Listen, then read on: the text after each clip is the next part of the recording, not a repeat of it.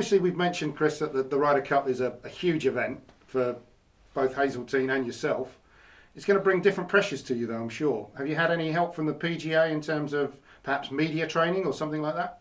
Not so much training, but they've got the Ryder Cup office has a person on site who handles media relations, and most of the media requests that come in through him, and then I'll hear from him an email or phone call in regard to, hey, do you have time to do this interview? And it's really worked out great because he really cuts it down to a pretty tight time frame and says, okay, we'll meet you here, we'll do it on this hole. And he gives them the background information. So when they show up, they just sort of have it, they know it, and we can just do it. That's traditional media. When we look at the whole social media phenomenon, which you can't kind of escape, any of us these days, you gave a talk, I think back in 2012 at the Golf Industry Show, to tweet or not to tweet. Do you think you're going to have a different opinion come the end of this experience? Well, my sister is very involved in that sort of thing. She does community management for a company here in Minneapolis. And so the week of the event, she's actually going to be on site with me. She's going to have my access to my Twitter account and is going to do some work for it in that regard. And sort of what we actually had dinner on Saturday night and talked about strategies for it. And, what do I want out of it? What kind of information do I want to give out?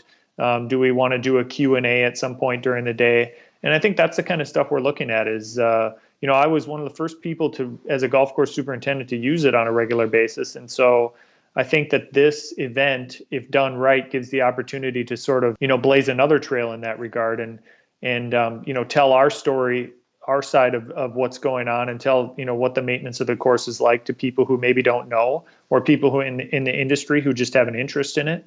So we're going to try to do that, both, sort of a live running commentary on how we're getting the course ready and what we're doing to do that, and then maybe sit down during the afternoon and take on some questions that have come in and see if we can give people some good information about what's going on.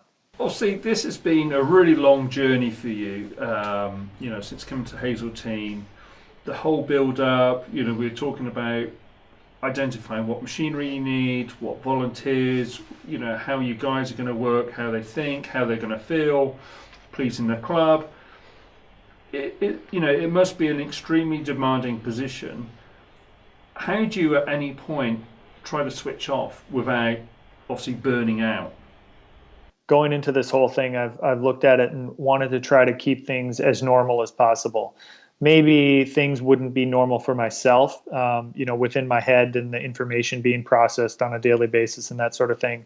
But what I wanted was for anybody that I come into contact with, whether it be our staff or my family, my wife and our two girls, and, hopefully my family members, that things, are somewhat as normal as possible.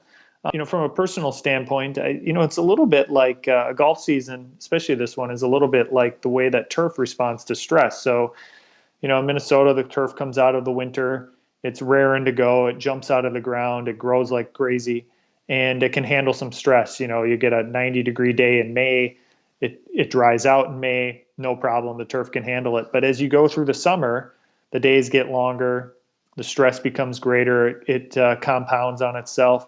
And pretty soon, by the end of August or middle of August, it doesn't handle the stress quite so well. And I think that's kind of, I'm seeing that with myself a little bit, just more tired. I'm having a tough time making it past 8:30 at night. And in fact, our 8-year-old came in the other night to give me a kiss goodnight, and I was already in bed sleeping.